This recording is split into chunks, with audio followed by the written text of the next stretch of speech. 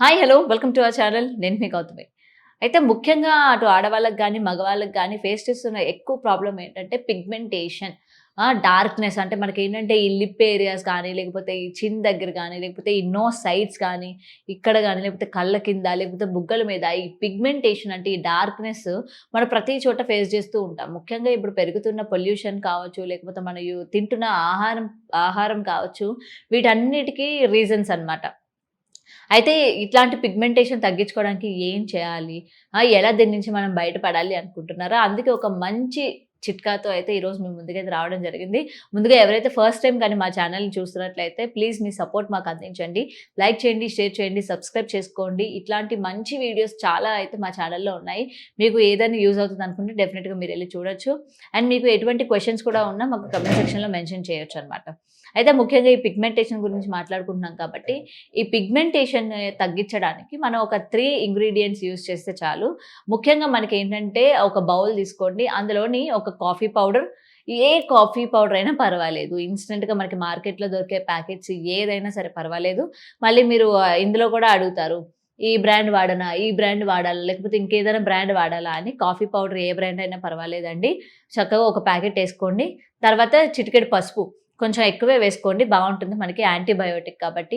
ఆ పసుపు వేసుకున్న తర్వాత పెరుగు. మనకి అప్పటికప్పుడు షాప్‌లో దొరికేదైనా పర్వాలేదు.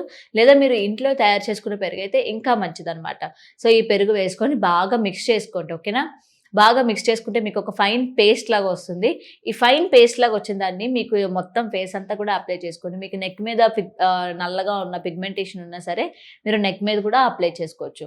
అయితే అప్లై చేసుకొని బాగా ఆరినంత వరకు ఉండాలి. చక్కగా ఫ్యాన్ కింద కూర్చోండి. ఓకేనా? ఎందుకంటే ఇప్పుడు ఎండాకాలం మీరు బయట తిరుగుతా ఉన్నారనుకోండి, ఈ చెమట మీకు కారుతా ఉంటుంది. అది మీకు ఎప్పటికీ ఆరదు. ఇంకా చిరాకుగా ఉంటుంది. కాబట్టి ఇది రాసుకున్న తర్వాత కుదురుగా ఒక చోటైతే కూర్చోండి. ఒక 20-30 మినిట్స్ వరకు. అది ఆరేంత వరకు ఓపికగా ఉండాలి. అయితే చక్కగా కూర్చున్న తర్వాత ఆరిపోయిన తర్వాత ఒక కాటన్ తీసుకోండి.